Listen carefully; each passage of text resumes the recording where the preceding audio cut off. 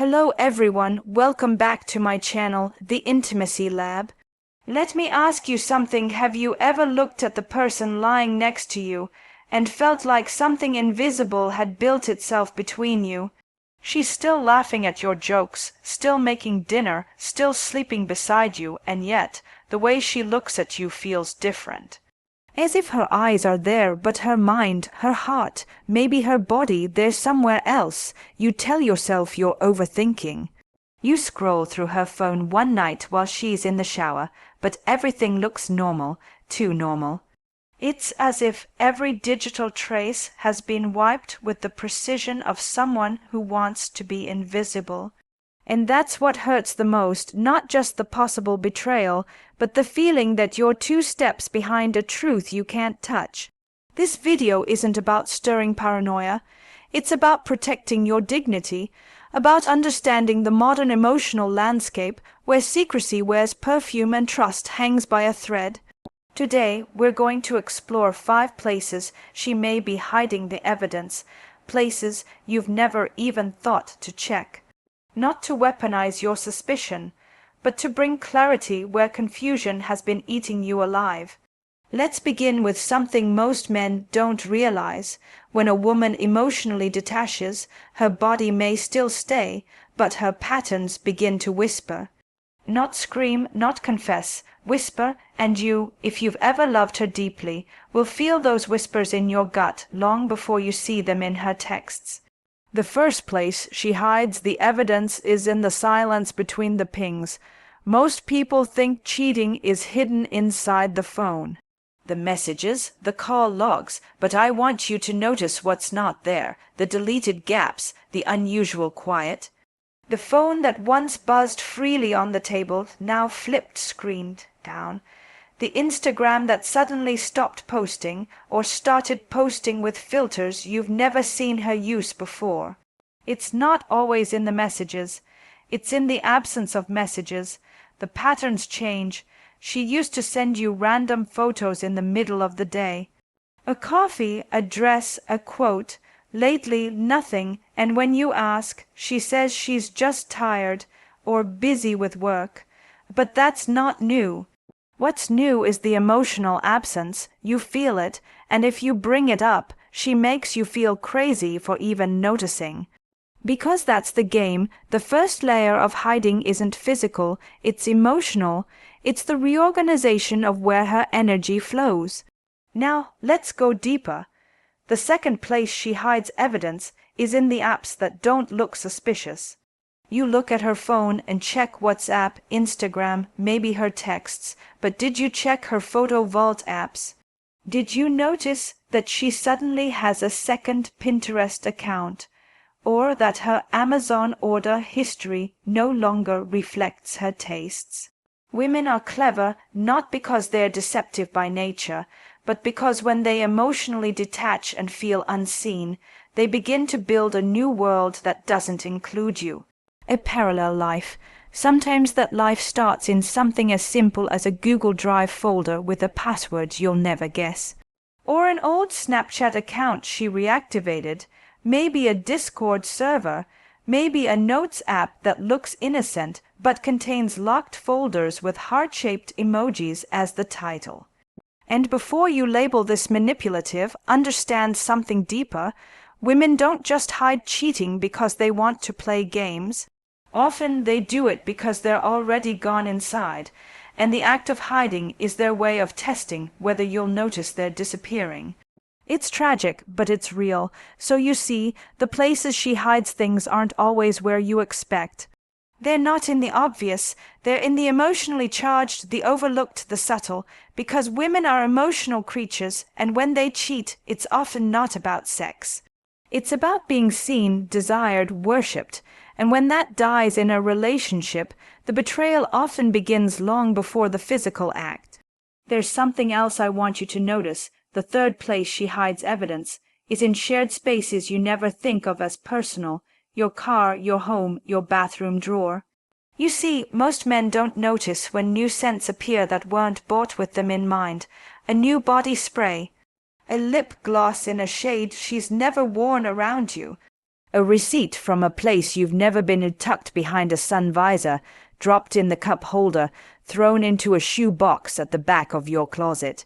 Sometimes she's careless, but not because she's trying to get caught. It's because emotionally she's separating worlds.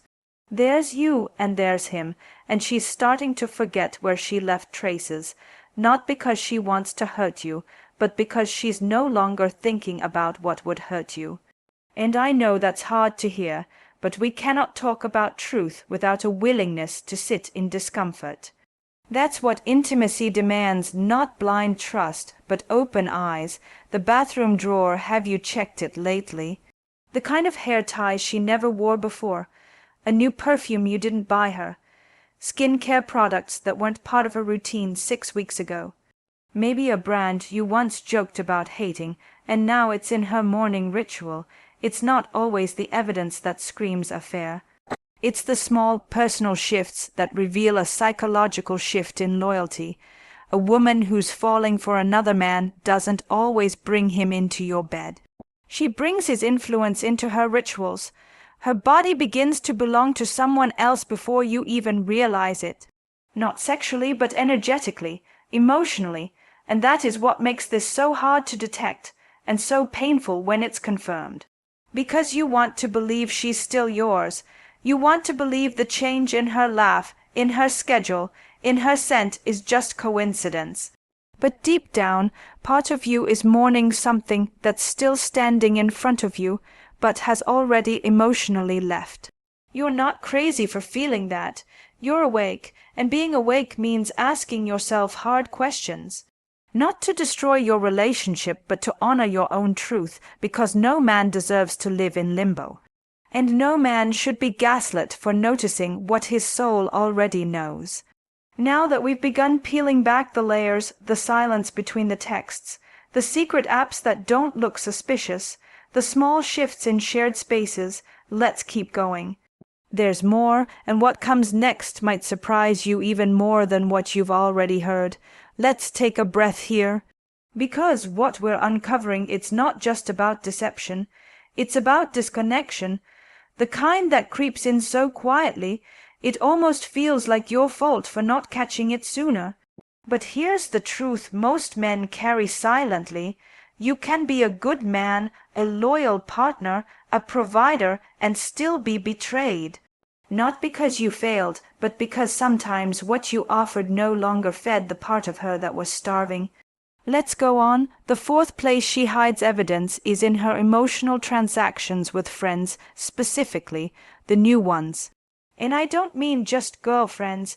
I mean that one work friend you've never met, the one whose name suddenly comes up a little too often, the one who's just funny or gets her, the one you're told not to worry about, and yet her mood shifts after every interaction with him.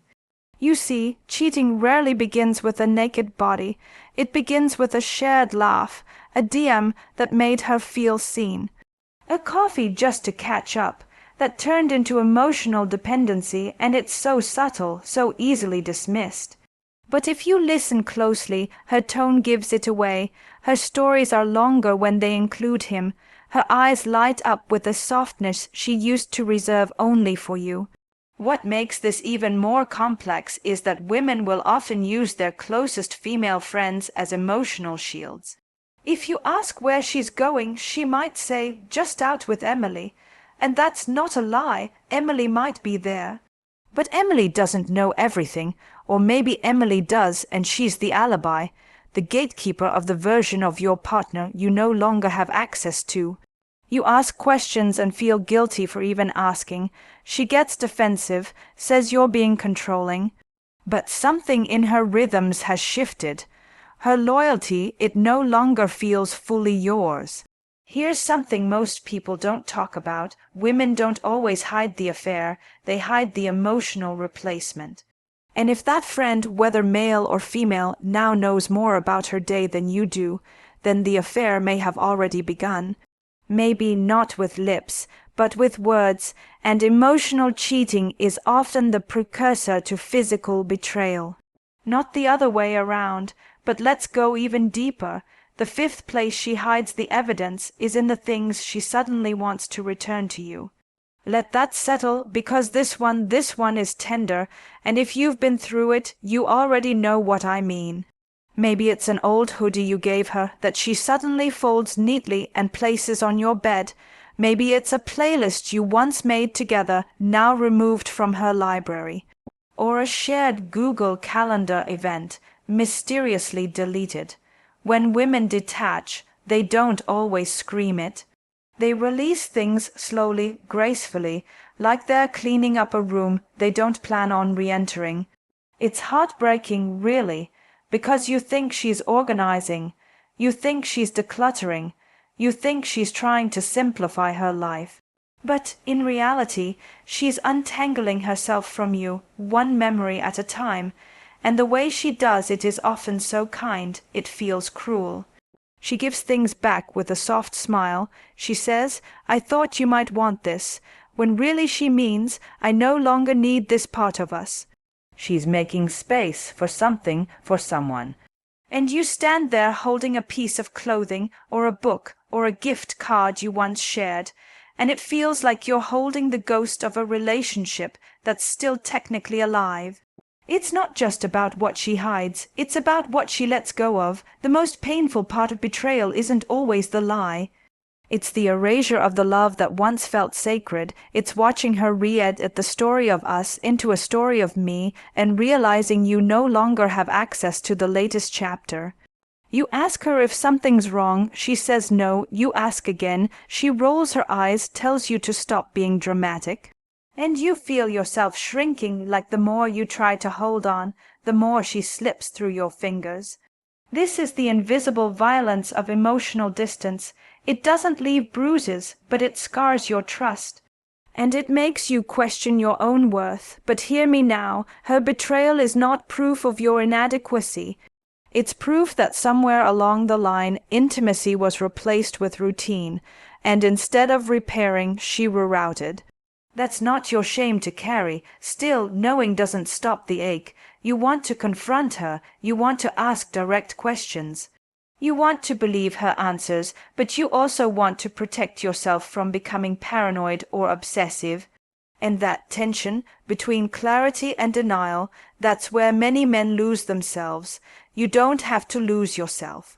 Not in her story, not in your suspicion, and not in a love that's no longer being returned. You see, when women cheat, it's rarely impulsive.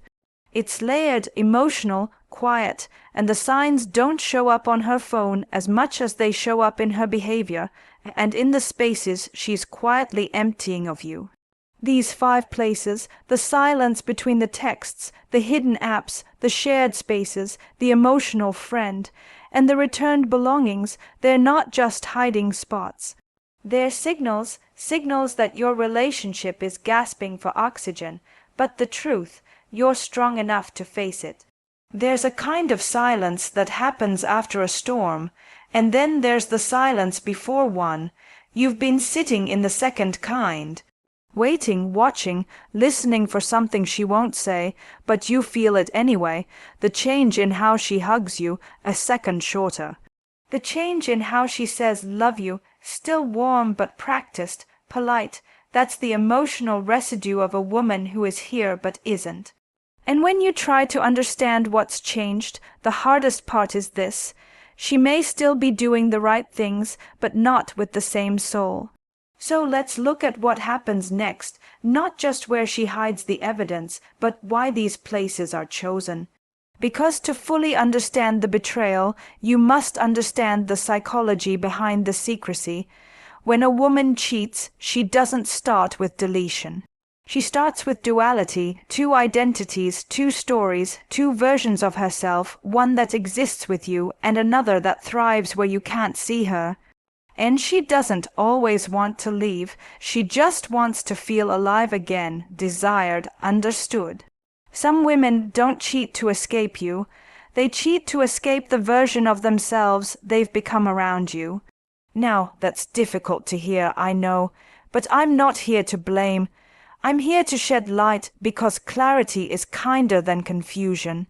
So let's talk about the 6th hiding place, one that isn't physical at all. She hides the evidence in her schedule. And I don't mean a dramatic overhaul, that would be easy to catch. No, it's in the subtle rearrangement of her time. She's suddenly unavailable at hours she used to be free. Her work dinners at increase, but her excitement about her actual job, not so much. She talks less about her colleagues. Her phone calls with family become rare. She used to FaceTime her sister on Tuesdays. Now she's too busy. The routine is changing, but the reasons feel vague. A woman who's being emotionally or physically unfaithful will often rewrite her calendar to create pockets of distance. And what's fascinating and heartbreaking is that she will often do this with a tone of empowerment. I'm reclaiming my space. I need time to myself, and maybe she does. But when it happens in the context of growing coldness, absent intimacy, and vague deflections, what you're seeing is not growth. You're witnessing withdrawal disguised as self-care, and if you try to ask about it, she'll call it controlling. I'm allowed to have a life. She'll say, yes, she is, but what she won't say is, that life no longer revolves around you. You know how you can tell the difference. A woman who's growing individually still invites you to understand her world. A woman who's cheating starts guarding that world like a vault. And when you knock, she says you're overreacting. Now here's something more unsettling. Sometimes she hides the evidence in plain sight by openly mentioning someone else, just enough to seem innocent. He's just a friend, he's married, we only talk at work. Do you see it? She creates comfort by planting information just enough to lower suspicion. She'll even make jokes about it. Can you imagine if I ever cheated, or if I ever left you, it'd be for a rich, silent type, she'll say, laughing. And you'll laugh too, because you want to believe her, you want to believe you're safe, that the woman you gave your heart to is still holding it with both hands. But your intuition, it's not laughing, it's whispering again, something's wrong, something's off. And still you hesitate, because the moment you ask, are you seeing someone else, you risk shattering the illusion. And sometimes we'd rather suffer in silence than confront the possibility that we were never enough to keep her. But let me tell you something deeply important. This is not about your worth. This is about her wounds. A woman who cheats isn't always a villain. Sometimes she's broken. Sometimes she's angry. Sometimes she's lonely in ways she cannot express. But none of that justifies deception. Pain doesn't excuse betrayal, and your responsibility is not to absorb her silence, but to honor your truth. You have a right to ask questions, to notice shifts, to interpret patterns that no longer make sense. You have a right to protect your peace, even when that means risking the relationship, because what's the point of holding on to a connection that only exists in your memories? The cheating didn't start in the bedroom. It started when she stopped turning toward you with curiosity, when she started dressing differently, but not for you, when she made new playlists, new passwords, new plans, and forgot to include you in any of them. That's where the truth began to hide, not in secrets, but in the growing spaces where intimacy used to live. So what do you do with this? You don't become paranoid, you don't become controlling, you become present. You ask, you observe, you name what you feel calmly, not to accuse, but to understand, because if you're already losing her, pretending you're not won't bring her back. What you're doing now, watching this, listening, reflecting, is the bravest thing a man can do, to admit the distance, to grieve the shift, to stop blaming yourself for something you didn't choose, and to decide whether staying silent is costing you more than the truth ever could. Let's sit in this moment, not with judgment, but with quiet honesty. You've been living next to someone who once made you feel seen, who once shared the small details of her day as if they mattered, who once reached for your hand not out of habit, but out of hunger, emotional hunger.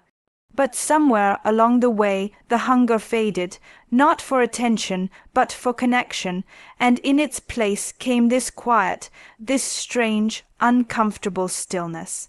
Now you find yourself here, searching, wondering, trying to understand if what you're feeling is real or just fear dressed up in overthinking. Let me tell you this. Men don't wake up one day and become suspicious without reason. Something shifts. Something subtle, and your body knows it before your mind can name it. That's why today's conversation matters so much. Because this isn't about becoming a detective. This is about reclaiming your intuition. There's one final place where she hides the evidence, and it's the one that hurts the most. It's in her fantasy of freedom. Yes, she starts building a life in her mind without you in it. She might still be in your home, still in your bed, still cooking your meals, but in the quiet spaces of her imagination, she's rehearsing her exit.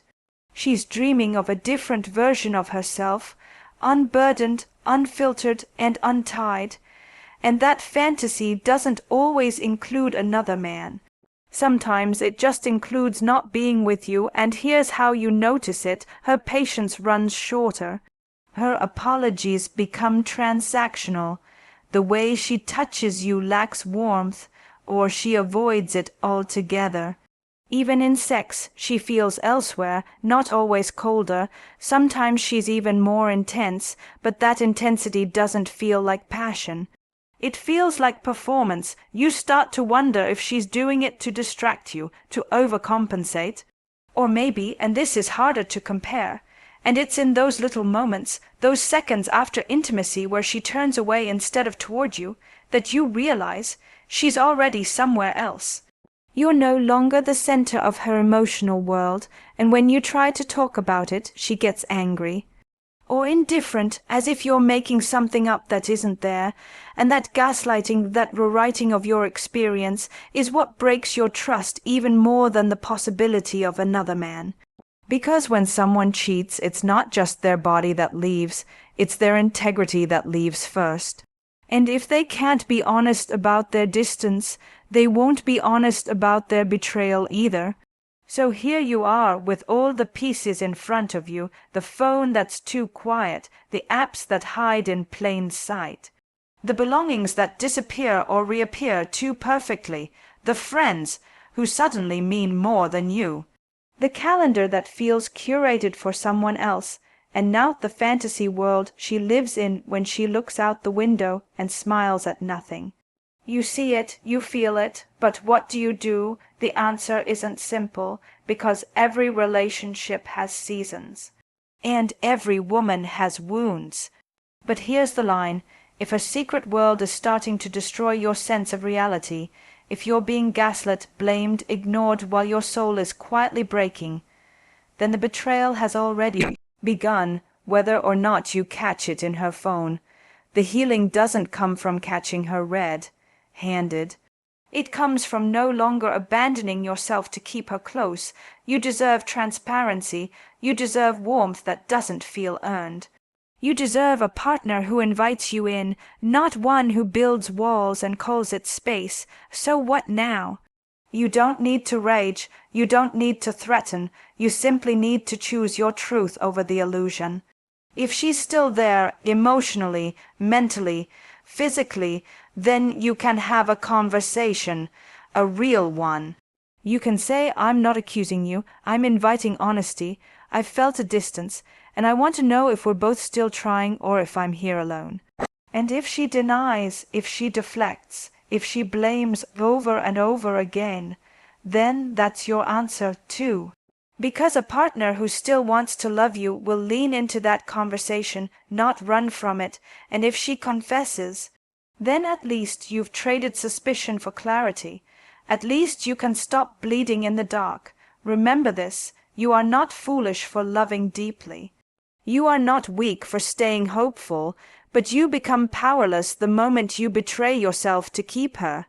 This is your life, your mind, your peace. Don't hand it over to someone who keeps hiding truth like it's something you didn't earn the right to know. You're not here to be perfect. You're here to be aware, and awareness is the beginning of freedom. So if this video stirred something in you, sit with it. Don't rush, don't explode. Just decide, and when you do, make sure that decision honors not just your heart, but your dignity. If this moved you, share your story in the comments. Someone else might need to hear it. And if you want more real conversations like this, raw, unfiltered, and full of clarity, make sure to like the video and subscribe to the Intimacy Lab. Here's to your truth, your healing, and the kind of love that never needs to hide. You deserve nothing less. And you know that now.